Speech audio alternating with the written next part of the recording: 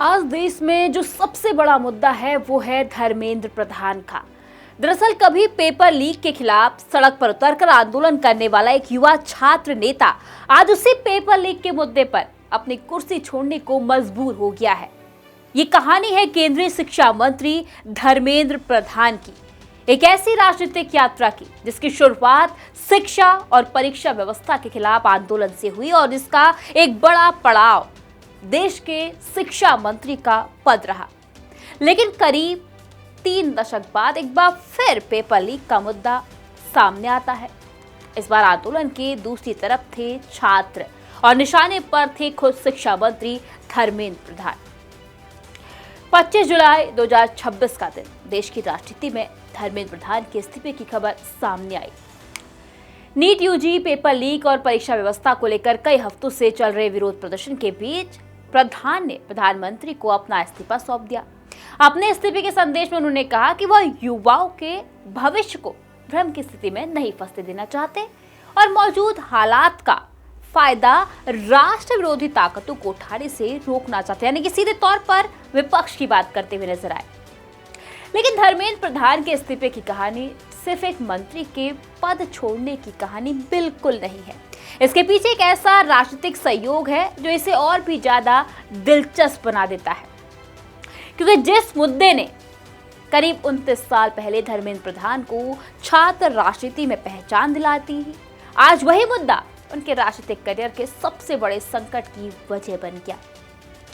चलिए थोड़ा सा इतिहास में जाते हैं और फ्लैशबैक कर नजर डालते हैं धर्मेंद्र प्रधान के शुरुआती करियर पर। साल 1947 में धर्मेंद्र प्रधान युवा थे, छात्र राजनीति में सक्रिय भी थे और अखिल भारतीय विद्यार्थी परिषद यानी कि एबीवीपी के प्रमुख पदाधिकारियों में भी शामिल थे।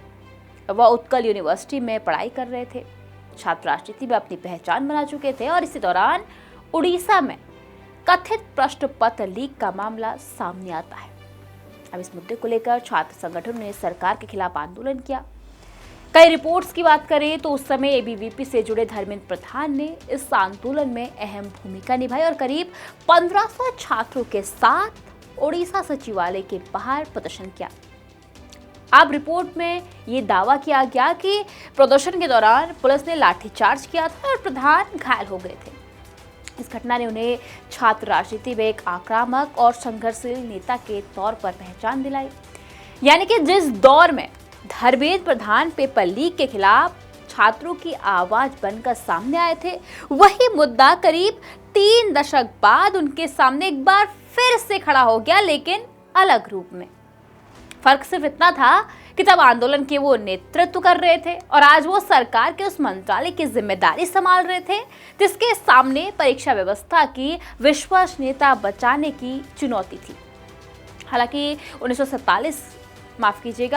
1997 के इस घटनाक्रम से जुड़े विवरण मुख्य रूप से पुराने मीडिया रिपोर्ट्स और उनके पूर्व सहयोगियों के बयानों पर आधारित है, जो भी रिपोर्ट सामने आ रही है। अब चलिए नजर डालते हैं कि धर्मेंद्र प्रधान का राजनीतिक सफर कैसा रहा। अब रिपोर्ट के मुताबिक धर्मेंद्र प्रधान 18 साल की उम्र में एबीवीपी से जुड़े, संगठन में तेजी से आगे बढ़े और 1994 से 97 के बीच वो एबीवीपी के राष्ट्रीय सचिव भी रहे। छात्र राजनीति के इसी दौर ने उनके राजनीतिक करियर की भी नींव रखी थी। इसके बाद उनका सफर भारतीय जनता पार्टी की राजनीति में आगे बढ़ा। संगठन में काम करते हुए उन्होंने राष्ट्रीय स्तर पर अपनी पहचान भी बनाई और धीरे धीरे वो बीजेपी के भरोसेमंद नेताओं में शामिल हो गए। अब राजनीतिक शैली में संगठन और चुनाव प्रबंधन की उनकी अहम भूमिका भी रही। उड़ीसा की राजनीति से वो निकलकर राष्ट्रीय राजनीति तक पहुंचे और इसके बाद कई बड़ी जो उपलब्धियां हैं वो भी उनके हाथ लगी। अब केंद्र सरकार में भी उन्हें कई महत्वपूर्ण जिम्मेदारियां मिली। पेट्रोलियम और प्राकृतिक गैस से लेकर कौशल विकास जैसे कई अहम मंत्रालयों की जिम्मेदारी संभालने के बाद आखिरकार 2021 में उन्हें शिक्षा मंत्रालय की कमान दे दी गई। यानी कि जिस छात्र आंदोलन से उनका राजनीतिक सफर मजबूत हुआ था, अब उसी शिक्षा व्यवस्था की जिम्मेदारी आखिरकार उनके कंधों पर आ गई। लेकिन शिक्षा मंत्री के रूप में उनका कार्यकाल विवादों से अछूता नहीं रहा। एक के बाद एक कई विवादों में घिरते हुए नजर आए। परीक्षाओं में कथित गड़बड़ियां हो, पेपर लीक के आरोप हो, छात्रों के प्रदर्शन हो या फिर परीक्षा व्यवस्था की पारदर्शिता पर उठते सवाल हो, धीरे धीरे ये सभी मुद्दे राजनीतिक रूप लेते हुए नजर आए। अब इसी बीच नीट यूजी विवाद ने संकट को और गहरा कर दिया। पेपर लीक के आरोपों के बाद छात्रों और युवाओं के बीच गुस्सा बढ़ा। विरोध प्रदर्शन देश भर के अलग अलग हिस्सों तक पहुंचा। आंदोलनकारियों की सबसे बड़ी मांग सामने आई कि सुधार और शिक्षा मंत्री की जवाबदेही तय की जाए। और इसके बाद आंदोलन लंबा खिंचता गया और राजनीतिक दबाव भी बढ़ता गया। जंतर मंतर से लेकर देश के कई हिस्सों तक प्रदर्शन हुए। छात्रों और युवाओं ने सरकार से सवाल पूछे। विपक्ष ने भी इस मुद्दे को लेकर केंद्र सरकार पर निशाना साधा और फिर आया 25 जुलाई 2026 का दिन, जब धर्मेंद्र प्रधान ने इस्तीफा सौंप दिया। अपने इस्तीफे में उन्होंने युवाओं के भविष्य की बात करी, देश की एकता का हवाला दिया। उन्होंने कहा कि मौजूदा परिस्थितियों का फायदा राष्ट्र विरोधी ताकतें उठा रही है, जिनको रोकने के लिए और छात्रों के भविष्य को कानूनी उलझनों से बचाने के लिए उन्होंने ये बड़ा फैसला लिया है। लेकिन राजनीतिक तौर पर इस इस्तीफे का संदेश बहुत बड़ा है, क्योंकि सिर्फ एक मंत्री का इस्तीफा नहीं है, ये उस मुद्दे की ताकत को भी दिखाता है जो 3 दशक के अंतराल के बाद एक बार फिर धर्मेंद्र प्रधान के राजनीतिक जीवन के केंद्र में आ गया है। क्योंकि इस बार सवाल पूछने वाला कोई आम आदमी नहीं था, बल्कि एक छात्र था और जवाब देने की जिम्मेदारी थी शिक्षा मंत्री की। अब यही इस पूरी कहानी का सबसे बड़ा राजनीतिक विरोधाभास है। जिस मुद्दे ने कभी धर्मेंद्र प्रधान को एक छात्र नेता के रूप में पहचान दिलाई, जिस आंदोलन ने उनकी राजनीतिक सफर को नई दिशा दी और उसी में करीब 29 साल बाद उन्हें राजनीतिक जीवन का एक बड़ा अध्याय भी खत्म करना पड़ा। हालांकि किसी भी राजनीतिक घटनाक्रम को सिर्फ एक व्यक्ति की कहानी मानना अधूरा सा लगता है। पेपर लीक का मुद्दा जो है वो देश की परीक्षा व्यवस्था, लाखों छात्रों के भविष्य और सरकारी संस्थानों पर भरोसे से जुड़ा है।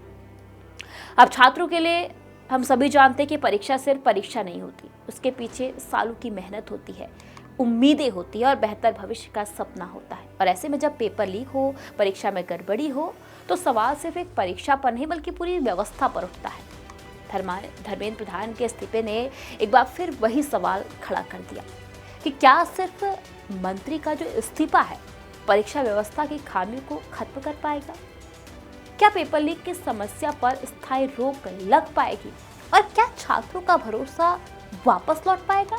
और सबसे बड़ा सवाल, क्या भारत की परीक्षा व्यवस्था अब ऐसी बनेगी जहां मेहनत करने वाले हर छात्र को यह भरोसा हो कि उसका भविष्य किसी पेपर लीक या किसी सिस्टम की गलती या फिर किसी की लापरवाही से प्रभावित नहीं होने वाला?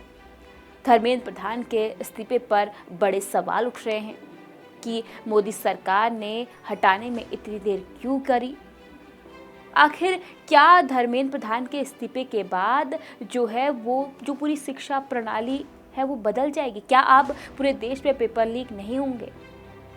ये तमाम सवाल अब इस्तीफे के बाद उठते हुए नजर आए। लेकिन इतना साफ है कि कहते हैं ना कि चक्कर अक्सर गोल गोल घूमता है और लौट कर जरूर आता है। ये धर्मेंद्र प्रधान के केस में साफ तौर पर नजर आया, क्योंकि जिस आंदोलन ने उन्हें सत्ता दिलाई, आज उसी आंदोलन ने उनसे उनकी कुर्सी छीन ली है।